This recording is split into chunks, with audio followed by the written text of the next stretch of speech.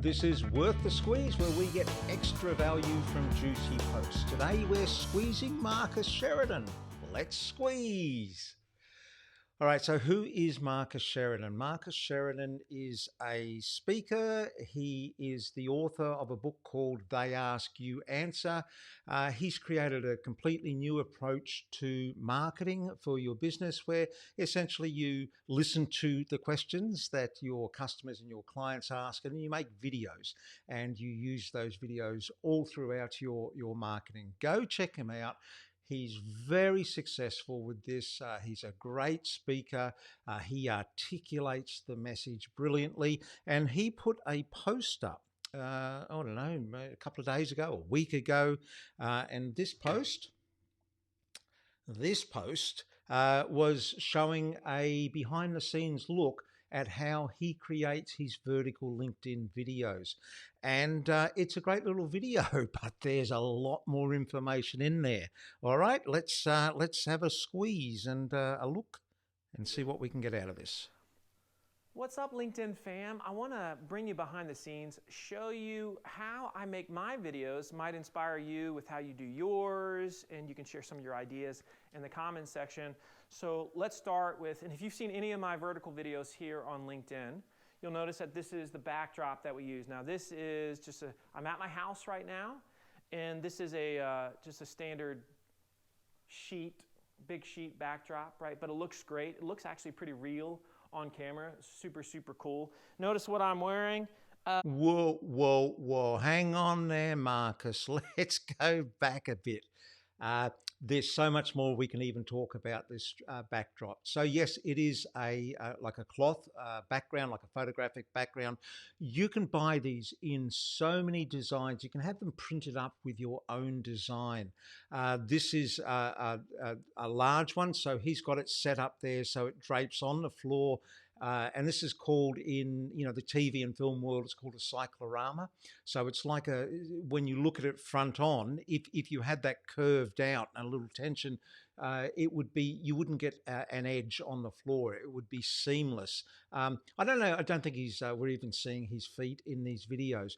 But let's talk about the pattern here. So he's got the wood pattern. Yeah, sure, that works. He said it looks almost real in there. But that's not the secret here.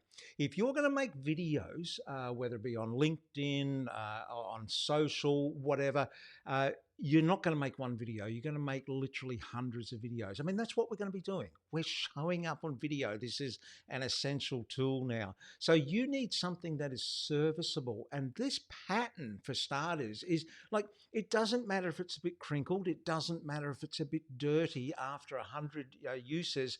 You can put it up and you're good to go. And that is so important. When you make videos, you have to be frictionless. So this is a great pattern. And also, this is by chance that he's chosen this, but this is a great example to illustrate. If you don't know what you're doing with photography, you want to choose a background that is not really bright or really dark. Because here's the thing, when photography was invented way back in the 1800s, it was based upon this, I'll show you here in mine, I'll go black and white. It was based upon this thing called 18% grey. Don't worry, this is just a little sidebar. But back then, when photography was invented, blue sky, green grass, fairly natural fibers in your clothes, skin tones, just by chance, by pure chance, when they looked at them, if you looked at if up the top was white and down the bottom was black, and that was 0 to 100, the average of blue sky, green grass, face, clothes came in at 18% on the scale. It just by chance, and they went, oh, why don't we make photography based around that? So all photography is centered on that foundation, even now. So the cameras that we use, when you use them on auto, they're essentially trying to make everything look this shade of grey. So if everything in your photo to begin with is roughly this shade of grey, 18%, bingo, you're not stretching and over, you're not making your system work hard. So if you don't know what you're doing, start off with an average looking background like this. So not only is it robust, not only will it service you well for hundreds of videos, it's just going to let you put your camera on auto and get a pretty darn good exposure to get going with. So let's keep going. Pretty much my normal outfit, except I'm wearing tennis shoes because that's never seen on the camera, right? And if we go to the actual equipment. No, Marcus, we're going back. We're going back. Let's talk about the clothes. So again, unless you've got a particular reason to go out there and have pattern clothes, go for solid colors. Like I'm wearing a solid color. Marcus is wearing a solid color. It can be anything you want, but here's the thing. Solid colors allow the attention to go to your face. There's no competition between patterns and that. You want the attention on your face. And if you look at a lot of magazines, like traditionally magazines, where they get stars, they come in for a photo shoot in their house. Have a look. They're all wearing solid block colors and because the attention goes to the face. It's a basic principle. So nice shoes, Marcus, but there's How we do the equipment here. So we've got a few different lights. We've got some lights that are on the backdrop, and then we've got these two main lights that are on me here. And then of course we've got the camera that we use. And what type of camera do we use for the vertical videos, Vita? It's a Canon M50 Mark II. A Canon M50 Mark II, right? All right, okay. No, Canon M50 Mark II, it doesn't matter. Don't get hung up on the cameras, right? So you can use a smartphone.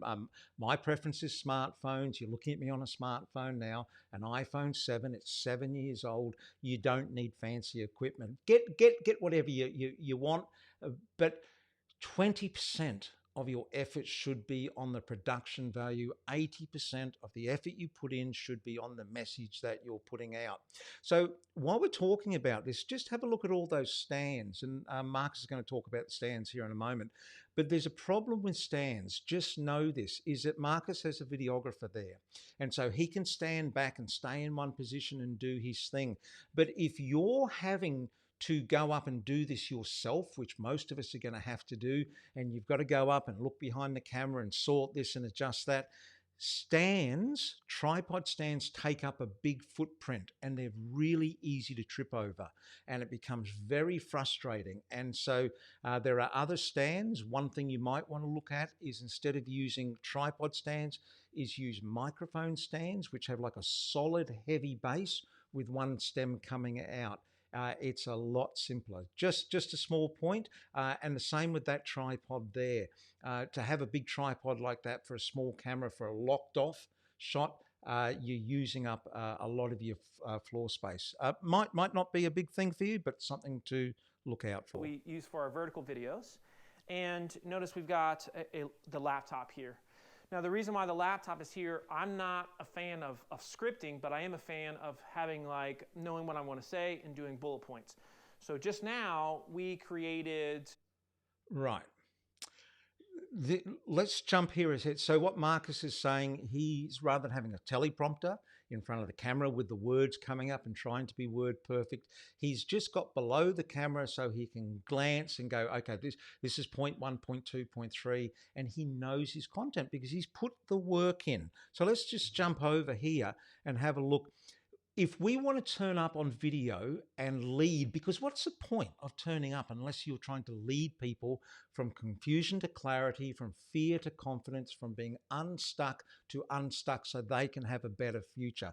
That's the whole purpose we turn up for. So what Marcus is talking about here is he's done the work of simplifying his message. He's the translator in his industry, and he's worked out ways and to speak articulately. Now, speaking articulately is not, I don't mean having great elocution. It's about having the tools. It's about having the words, having the metaphors, having the analogies, having the illustrations, and having thought about these. And can you get your message across in a simplified version? So that's why he can just have those dot points there. 80% of your effort needs to go into simplifying your message, thinking about your message, crafting your message. Let's go back. We shot 10 videos for LinkedIn. And that's the key of great video, is to do stacking where you knock them all out at one time. And so I, along with my wonderful son-in-law slash videographer, Tavita, will come here and we'll do videos usually 1 to 2 times a month. And then we don't have to worry about it anymore, and we're able to produce a lot of content that way. So today it was 10 videos and it took about an hour to do that, okay? Then all right, so an hour to do 10 videos, like brilliant.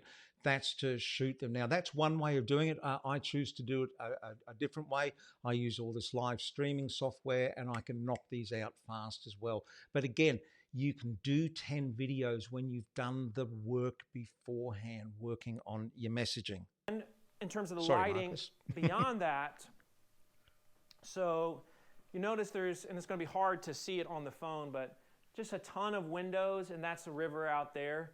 So the reason why this is great is because I always have tremendous light. This is why we chose this. Oh, okay. Let me just go back and hang on. But just a ton of windows. There we go. We can see outside now. So what Marcus is saying, that he's chosen that location, he gets lots of light, particularly if you're using a smartphone. Lots of these things love light. But there's a downside to what Marcus is doing here, because he's working with a videographer, and he can stand back there and let the videographer sweat about, you know, all the changing light conditions. But when you're at a window like this, if you've got a grey overcast day, or it generally it's fine, and you can know that you're going to start and you're going to get through to the end, and the light isn't going to change much. But if you're on days where you've got a lighter cloud than what's out there, and you've got a wind, and you know the clouds come across, I call them scud clouds, and you're halfway through doing a video or a take, and the light goes down because big clouds come over, and then next moment the light's back up at sunlight, and then it's down again.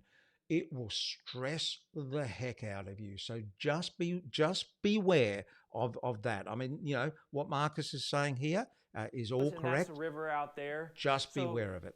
The reason why this is great is because I always have tremendous light. This is why we chose this spot. And so now you'll see, because the windows are looking at me, we've got just great natural light. We've got the equipment lighting, and put it all. Yeah, and he said put it all together, and you get that. Now, you look, if you're starting, don't worry about the other lights. Do what Marcus has said here. Is face a window.